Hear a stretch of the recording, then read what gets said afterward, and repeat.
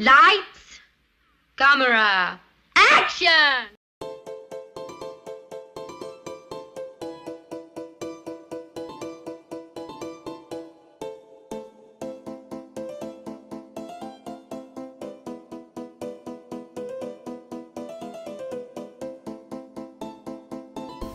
Looking back through the history of film editing, there have been important individuals who have taken film from raw beginnings towards the recognizable films that we see today. In this documentary, we'll see how different editing techniques have changed cinema from the 19th century to present day. In the 19th century, the Lumiere Brothers, Auguste and Louis, were the first to develop and invent their own version of running a film through the camera and projector with the use of film perforations.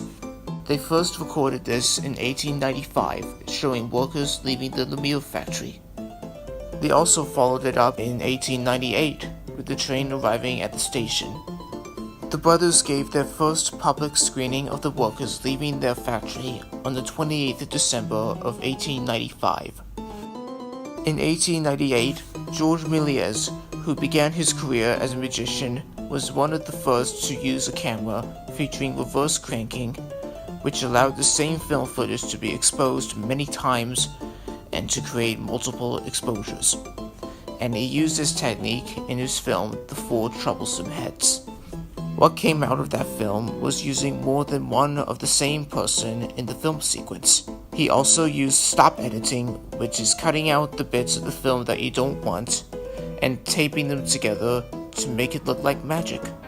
This is explained in Martin Scorsese's movie Hugo. Action!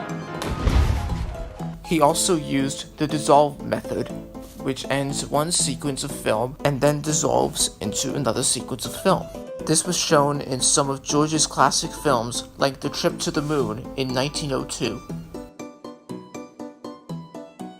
The American Edwin S Porter in 1897, who originally worked for the Edison Company, invented the bead nail film projector. He went on to develop edit on film outside the camera by splicing and cutting between shots.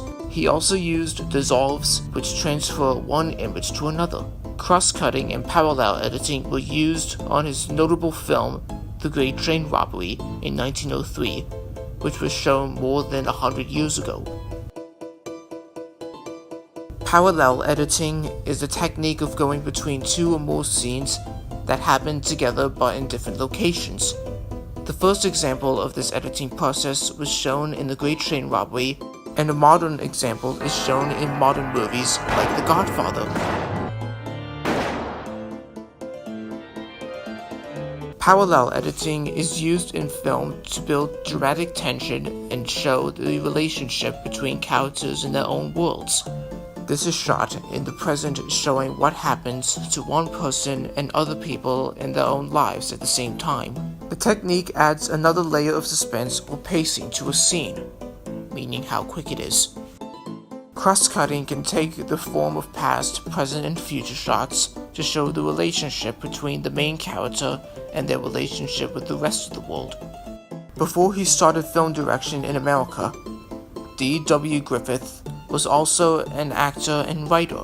Then he started his film directorial career as a result as having to take a movie over from a director who never showed up. In 1915, he directed his feature-length silent film, Birth of a Nation, which was about two families on two opposite sides of the American Civil War, and was considered racist.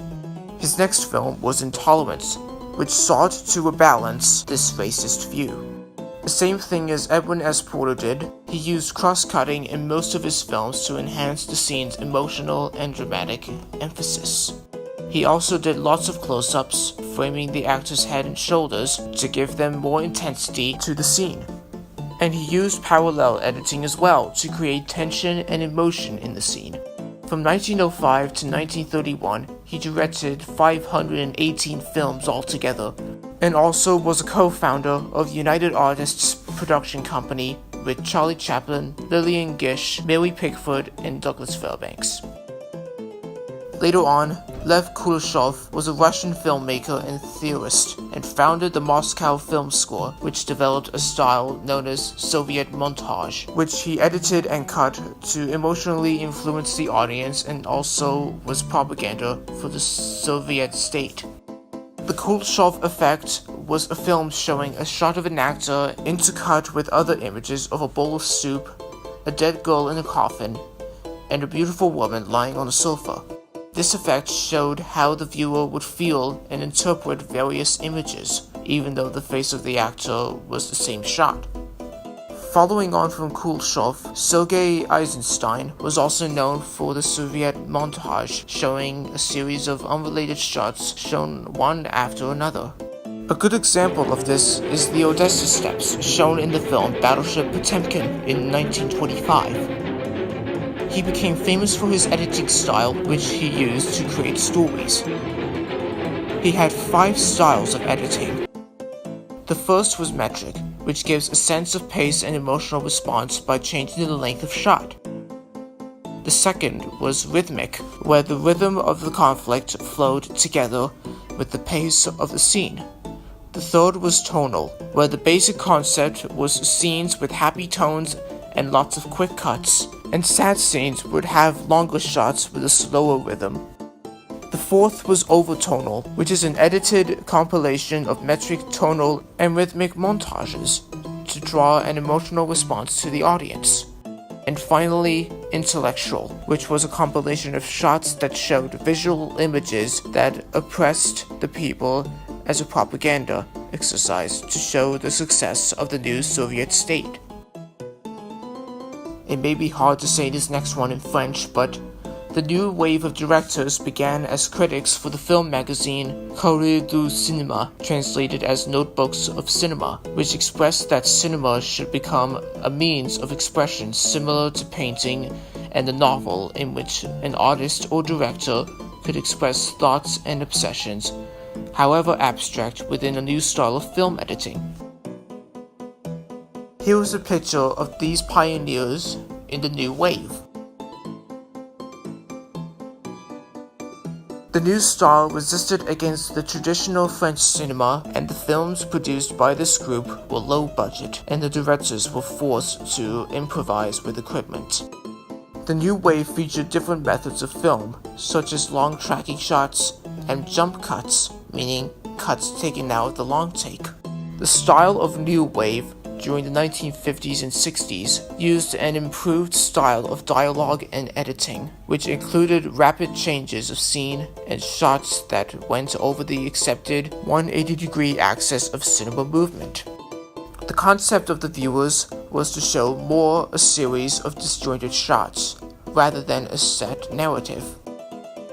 Parce que je voudrais savoir, il y a quelque chose chez vous que j'aime, mais je ne sais pas quoi.